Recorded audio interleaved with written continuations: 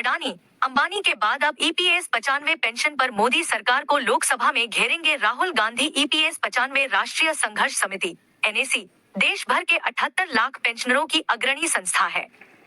देश के 27 राज्यों में पेंशनरों के कल्याण के लिए निरंतर कार्यक्रम चलते हैं।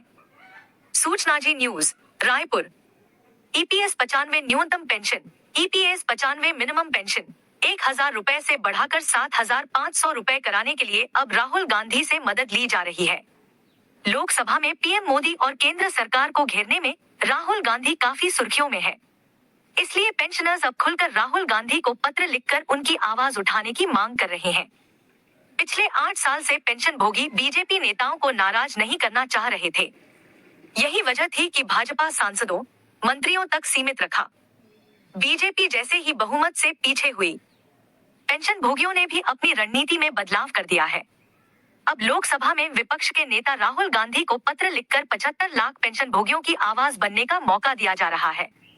ईपीएस 95 राष्ट्रीय संघर्ष समिति के अध्यक्ष अनिल नामदेव आदि पदाधिकारी छत्तीसगढ़ कांग्रेस अध्यक्ष से मिलकर पूरा मामला बताया। प्रदेश अध्यक्ष दीपक बैज ने भी राहुल गांधी को पत्र लिखा है। इसी तरह उत्तर प्रदेश ईपीएस 95 संघर्ष समिति (ईपीएस 95 स्ट्रगल कमेटी) की तरफ से भी पत्र लिखा गया है। रायपुर कमेटी के अध्यक्ष अनिल नामदेव ने कहा, एक जवाब के तलबगार हैं हम, और पूछे तो गुनाहगार है हम। पेंशन भोगियों की राष्ट्रीय आंदोलन समिति की ओर से संसद में विपक्ष के नेता से अपील की गई है। हमारे पास यही एकमात्र विकल्प बचा है। उम्मीद है कि अगर यह कारगर रहा तो हमारी आवाज भारत की संसद में बुलंद हो सकेगी, जहां पिछले 8 सालों से कई गणमान्य लोग अपनी आवाज उठा रहे हैं। बेहद मुश्किल में जीवन यापन कर रहे पेंशन भोगी। लेकिन सरकार को ईपीएस 95 पेंशन भोगी, ईपीएस 95 पेंशनर्स समुदाय से आने वाले 78 लाख गरीब वृद्ध वरिष्ठ नागरिकों की पीड़ा के बारे में कुछ भी सुनने के लिए प्रेरित नहीं कर सके, जो अपने जीवन के अंतिम चरण में बेहद मुश्किल परिस्थितियों में अपना जीवन यापन करने के लिए मजबूर है। 78 लाख पेंशनरों का परिवार। लोकसभा में नेता प्रतिपक्ष राहुल गांधी से अपील की गई है कि ईपीएस 95 पेंशनरों, ईपीएस 95 पेंशनर्स की न्यायोचित मांगों को मंजूर करवाने के लिए प्रयास करें। देश के लाखों ईपीएस 95 पेंशनरों एवं उनके परिवारजनों की ओर से सांसद तथा नेता प्रतिपक्ष बनने की बधाई गई है। ईपीएस 95 राष्ट्रीय संघर्ष समिति, EPS 95 national struggle committee (NAC) देश भर के 78 लाख पेंशनरों की अग्रणी संस्था है, जिसके देश के 27 राज्यों में पेंशनरों के कल्याण हेतु निरंतर कार्यक्रम चलते हैं। ईपीएफओ पेंशन, क्या नौकरी करते हुए भी ले सकते हैं ईपीएस पेंशन? क्या कहते हैं ईपीएफओ के नियम? ईपीएफओ के मौजूदा नियमों के मुताबिक नियोक्ता और कर्मचारी दोनों ही ईपीएफ फंड में कर्मचारी की सैलरी में से 12% का समान योगदान करते हैं। हालांकि नियोक्ता के अंशदान में से 3.67% हर महीने ईपीएफ और 8.33% हिस्सा कर्मचारी पेंशन स्कीम में जमा होता है। ईपीएफओ पेंशन, कर्मचारी भविष्य निधि संगठन ईपीएफओ अपने ग्राहकों की सुविधा एवं उनके भविष्य को सुरक्षित रखने के लिए निवेश हेतु प्रोत्साहन प्रदान करता है। इसके लिए ईपीएफओ द्वारा मैनेज की जाने वाली कर्मचारी पेंशन योजना ईपीएस, जो एक रिटायरमेंट योजना है, यह संगठित क्षेत्र में काम करने वाले कर्मचारियों को प्रतिमाह निवेश करने पर रिटायरमेंट या 58 वर्ष की आयु के बाद पेंशन का लाभ प्रदान करती है। हालांकि कई लोग 58 वर्ष के बाद भी अपनी नौकरी जारी रखते हैं। ऐसे में यदि वह अपनी नौकरी के 10 साल पूरे कर लेते हैं, तो मौजूदा नौकरी करने की स्थिति में क्या रिटायरमेंट से पहले उन्हें ईपीएस पेंशन मिल सकती है या नहीं? इसे लेकर कई लोगों के मन में सवाल बना रहता है। ऐसे में ईपीएफओ के नियम क्या कहते हैं? चलिए जानते हैं इसकी पूरी जानकारी। क्या नौकरी करते हुए मिल सकती है ईपीएस पेंशन?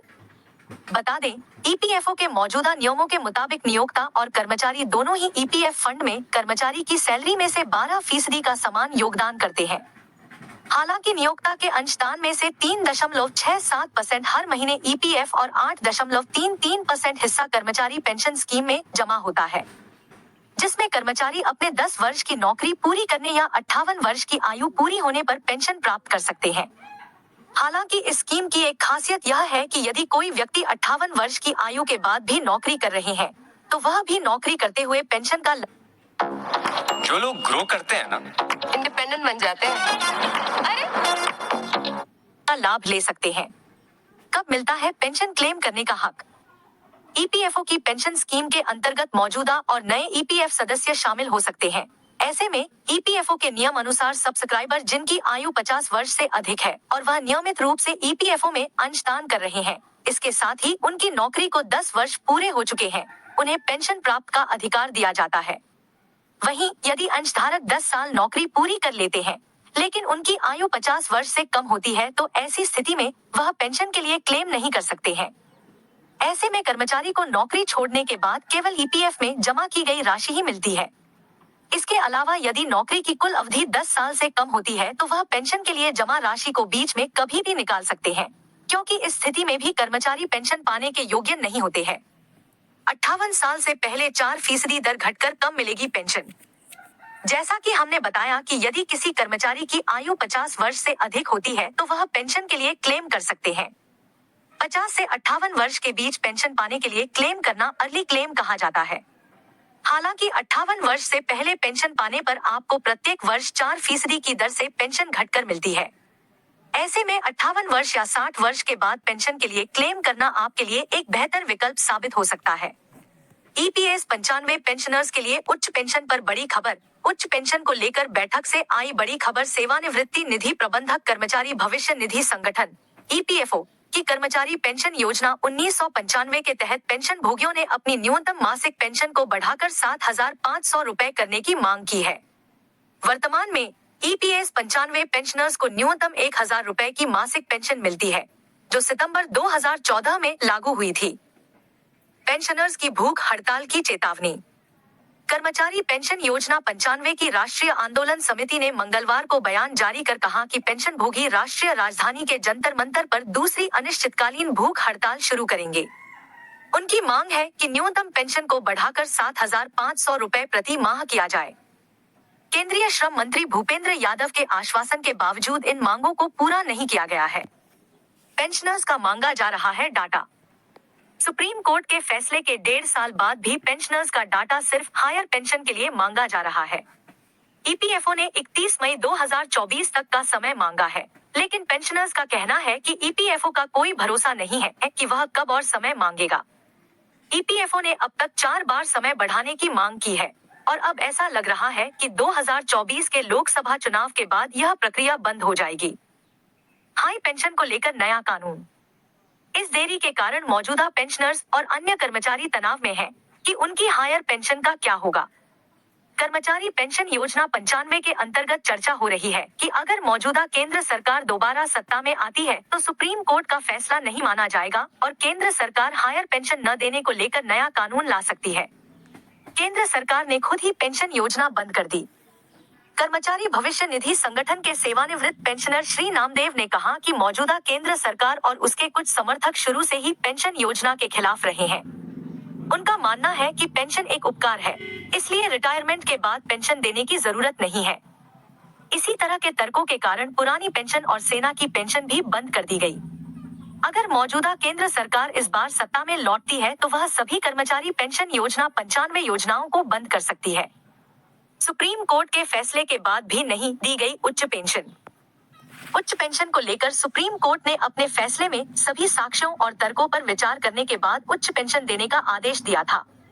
इसके बावजूद 1.5 साल बीत गए हैं, लेकिन उच्च पेंशन शुरू नहीं हुई है।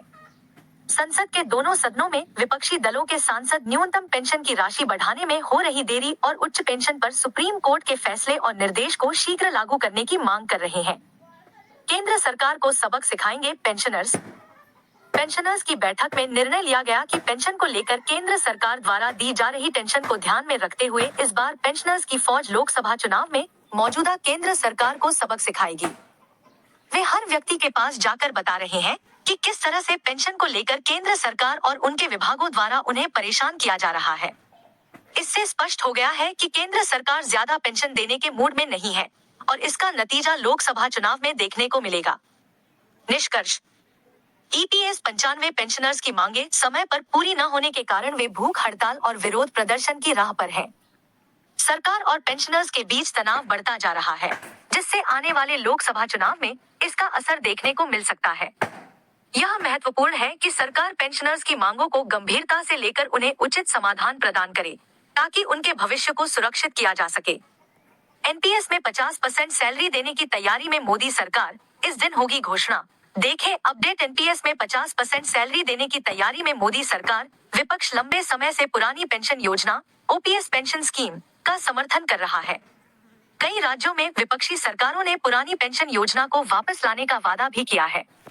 मोदी सरकार इसके पक्ष में नहीं दिख रही है, लेकिन कर्मचारियों को ज्यादा पेंशन देने के लिए नेशनल पेंशन स्कीम में बदलाव की तैयारी लंबे समय से चल रही है। एनपीएस में 50% सैलरी देने की तैयारी में मोदी सरकार। अब उम्मीद है कि सरकार 23 जुलाई को पेश होने वाले बजट में इससे जुड़ा कोई बड़ा ऐलान कर सकती है।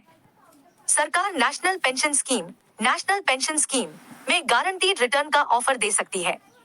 टाइम्स ऑफ इंडिया की एक रिपोर्ट के मुताबिक केंद्र सरकार के कर्मचारियों को उनकी आखिरी सैलरी का 50% पेंशन के तौर पर देने का वादा किया जा सकता है।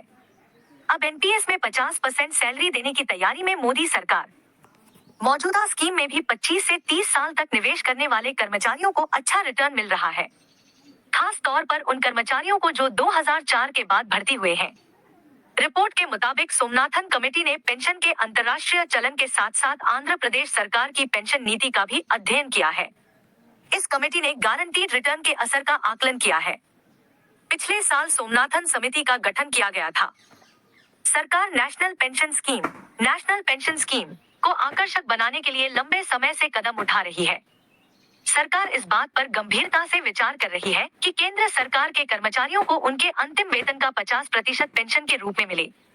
वित्त मंत्री निर्मला सीतारमण की घोषणा के बाद वित्त सचिव टीवी सोमनाथन की अध्यक्षता में वर्ष 2023 में एक समिति का गठन किया गया था।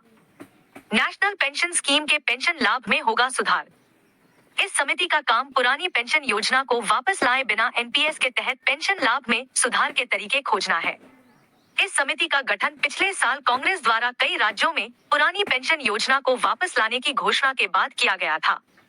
उस समय केंद्र सरकार ने पुरानी पेंशन योजना ओपीएस पेंशन स्कीम को वापस करने से इनकार कर दिया था। ओल्ड पेंशन स्कीम और नेशनल पेंशन स्कीम में अंतर। पुरानी पेंशन योजना ओल्ड पेंशन स्कीम में सरकारी कर्मचारियों को वेतन आयोग की सिफारिशों के साथ समायोजित उनके अंतिम वेतन की आधी राशि पेंशन के रूप में मिलती है। पुरानी पेंशन योजना में कर्मचारियों को पेंशन के लिए कोई अंशदान नहीं करना पड़ता है, जबकि नेशनल पेंशन स्कीम अंशदान आधारित पेंशन योजना है। इसमें कर्मचारी को अपने मूल वेतन का 10% और सरकार 14% अंशदान करती है। यह राशि विभिन्न निवेश विकल्पों में निवेश की जाती है और कर्मचारी को इससे पेंशन मिलती है।